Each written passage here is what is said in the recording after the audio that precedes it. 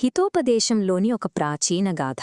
దట్టమైన బురద అంచున ఒక ముసలి పులి కూర్చుని ఉంది. దాని పంజాలో తళతళలాడే బంగారు కడియముంది. ఆ బురదకు ఆవలి ఒడ్డున ఒక బాటసారి నిలబడి ఉన్నాడు. ఆ బంగారాన్ని చూస్తూ ప్రాణభయానికి మరియు ఆ సంపదను సొంతం చేసుకోవాలన్న తీరని కోరికకు మధ్య అతను ఊగిసలాడుతున్నాడు. ఇక్కడ తర్కం చాలా స్పష్టంగా ఉంది. పులి ఒక క్రూర మృగం. దాని దగ్గరకు వెళ్లడమంటే ఖచ్చితంగా వినాశనాన్ని కోరితెచ్చుకోవడమే. కాని ఆ పులి ఒక మానసిక నాటకమాడుతుంది. నా పళ్ళు ఊడిపోయాయి, నా పాపాలకు ప్రాయశ్చిత్తం చేసుకున్నాను, ఈ బంగారాన్ని ఒక పుణ్యాత్ముడికి దానం చెయ్యాలన్నదే నా చివరి కోరిక అని మభ్యపెడుతుంది. ఆ మాటలకు ఆ బాటసారి తన ప్రాణరక్షణ సహజాన్ని విస్మరిస్తాడు. ప్రాచీన గ్రంథాలు ఈ మానసిక మార్పునే లోభం అంటాయి.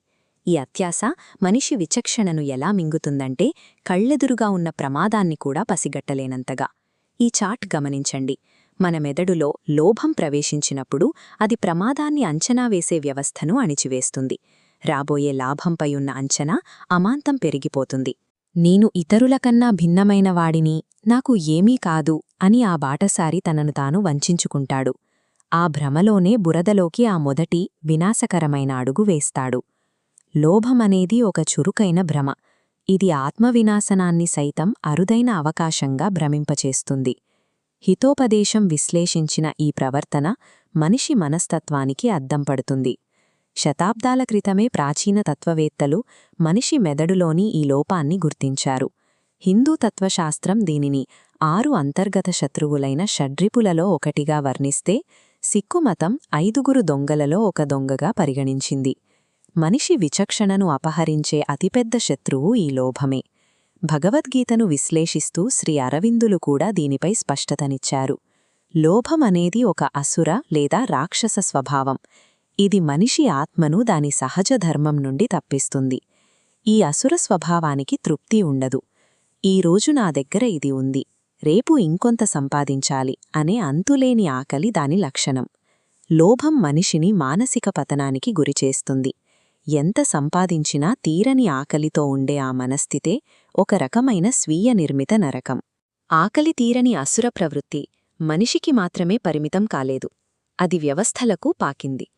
అడవిలోని ఆకలిగొన్న పులి ఇప్పుడు లాభాపేక్ష కలిగిన ఆధునిక ఆర్థిక వ్యవస్థగా మారింది. ఆ పులి పంజాలోని బంగారు కడియం ఇప్పుడు కార్పొరేట్ లాభాలకు, ప్రకృతి వనరుల నిరంతర దోపిడీకి ప్రతీకగా రూపాంతరం చెందింది. పారిశ్రామికీకరణ సమయంలో అదుపు లేకుండా పెరిగిన ఈ సంపదకాంక్ష మానవీయ విలువలను పూర్తిగా విస్మరించింది. ఆ కాలంలో ఎందరో పారిశ్రామిక దిగ్గజాలు కేవలం సంపదను పోగుచేయడంపైనే దృష్టిపెట్టారు. ఆ సంపద సృష్టిలో కార్మికులు, సమాజం కేవలం వనరులుగా మారిపోయారు. కనీస హక్కులు లేకుండా వారు యంత్రాల్లా నలిగిపోయారు. మహాభారతంలోని శాంతిపర్వం సరిగ్గా ఇదే ప్రమాదాన్ని హెచ్చరించింది.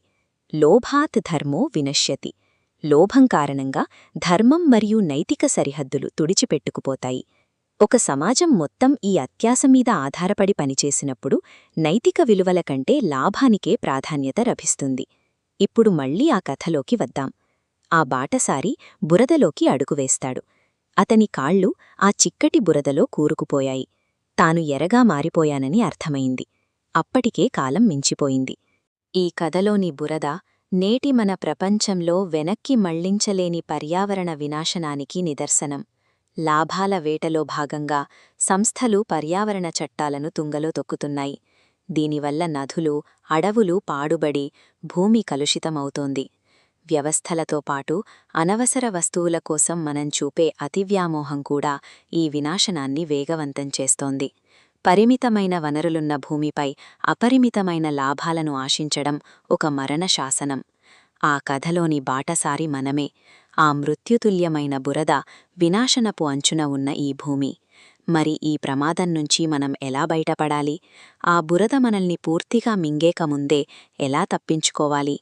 ఇక్కడ మనం పోరాడాల్సింది బయటి శక్తులతో కాదు, ఆ బంగారు కడియం పట్ల మనకున్న వ్యామోహంతో. దీనికి విరుగుడు మన వేదాలలో చెప్పబడిన దైవీ సంపద మరియు సిక్ఖు మతంలోని సంతోక్ అనగా సంతృప్తి. సంతోక్ అనేది మనకు ఎంత ఉంటే సరిపోతుంది అని గుర్తించే మానసిక పరిణతి. ఈ అవగాహన లోభం అనే ఉచ్చును తెంచగలుగుతుంది. పొదుపుగా బతకడం, నిరాడంబరంగా ఉండడం అనేది ఇప్పుడు కేవలం ఒక వ్యక్తిగత గుణం కాదు, అది మన మనుగడకు అవసరమైన ఏకైక మార్గం. ఆ ముసలిపులి ఇప్పటికీ ఆ బురద అంచునే కూర్చుని ఉంది. తన పంజాలోని బంగారాన్ని మనకు ఆశగా చూపుతూనే ఉంది. ఆ బురదలోకి అడుగు పెట్టాలా వద్దా అనేది పూర్తిగా మన ఎంపిక.